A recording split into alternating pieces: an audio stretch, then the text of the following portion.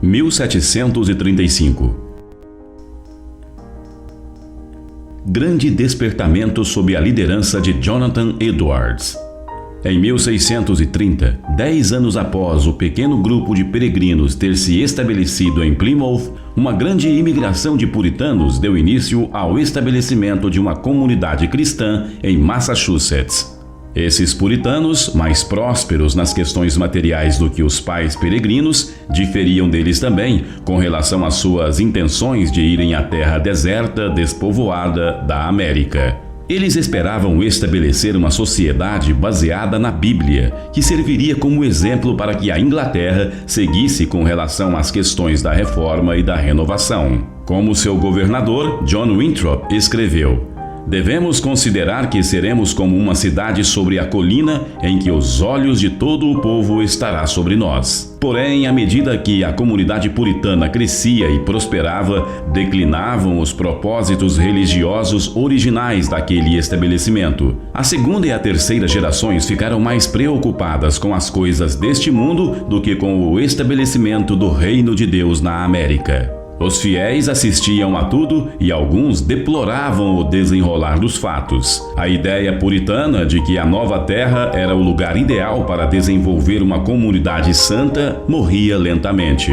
Os devotos não tinham dúvidas de que, embora a Inglaterra estivesse espiritualmente dormente ou morta, as colônias poderiam ou deveriam mostrar profunda espiritualidade. Um rapaz devoto e precoce que entrou na Universidade de Yale aos 13 anos acreditava nisso. Seu nome era Jonathan Edwards. Durante certo tempo, sob a orientação de seu avô, o poderoso e influente Solomon Stoddard, Edwards foi co-pastor de uma igreja em Northampton, Massachusetts. Quando Stoddard morreu, em 1729, Edwards continuou na liderança, agora como o único pastor. Pouco depois de ter chegado a Northampton, Edward se casou com a sábia, adorável e devota Sarah Pierpont.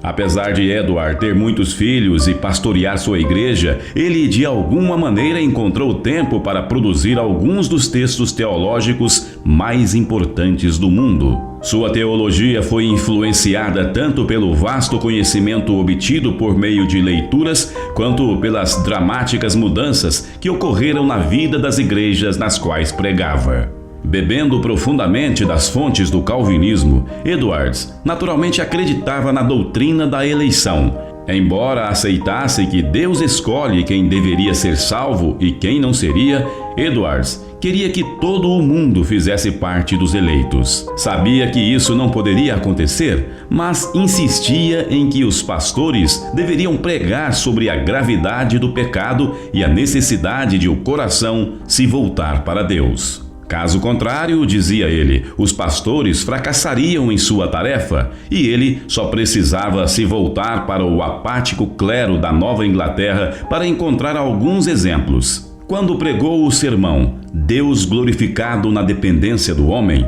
a um grupo de irmãos na cidade de Boston em 1731, Edwards sabia que muitos de seus ouvintes escarneciam da ênfase que ele dava ao pecado profundamente enraizado nos seres humanos e à necessidade de mudança interior. Durante seu ministério de 60 anos, Solomon Stoddard viu 5 colheitas, períodos de grande convicção espiritual que resultaram em mudança na vida das pessoas e em maior devoção a Deus. Na década de 1730, Jonathan Edwards orou pedindo por uma colheita. Ele estava vendo o relaxamento dos padrões morais e sentia que a crescente aceitação do arminianismo poderia criar uma época de autoconfiança espiritual. Ele começou a pregar sobre esses assuntos. No inverno de 1734 e durante todo o ano que se seguiu, uma grande mudança aconteceu em Northampton. Edwards disse: "O Espírito de Deus começou a trabalhar de maneira extraordinária. Sua igreja foi invadida por ouvintes, muitos dos quais buscavam a certeza de salvação. A cidade parecia estar cheia da presença de Deus. Ela nunca ficou tão cheia de amor, nem tão repleta de alegria, apesar de estar, como sempre, repleta de necessidades. Disputas e fofocas desapareceram à medida que praticamente toda a cidade começou a frequentar a igreja."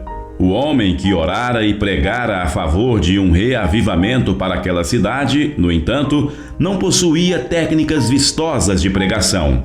Seus sermões se concentravam apenas na justificação pela fé e mostravam seu pendor intelectual.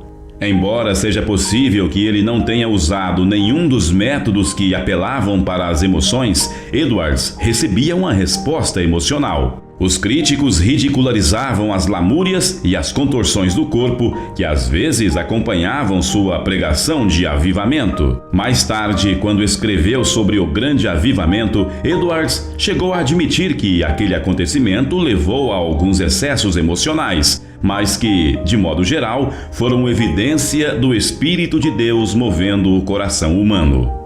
Edwards não estava sozinho na pregação que levou ao avivamento. Um pastor de origem alemã da cidade de Nova Jersey, Theodor Frelinghuysen, já trabalhava com congregações reformadas de língua holandesa desde 1720. Sua mensagem evangélica fervorosa trouxera resultados, bem como alguma dissensão. Ele também ajudou Gilbert Tennant, pastor presbiteriano que saiu da casa e da igreja de seu pai na Pensilvânia para Nova Jersey.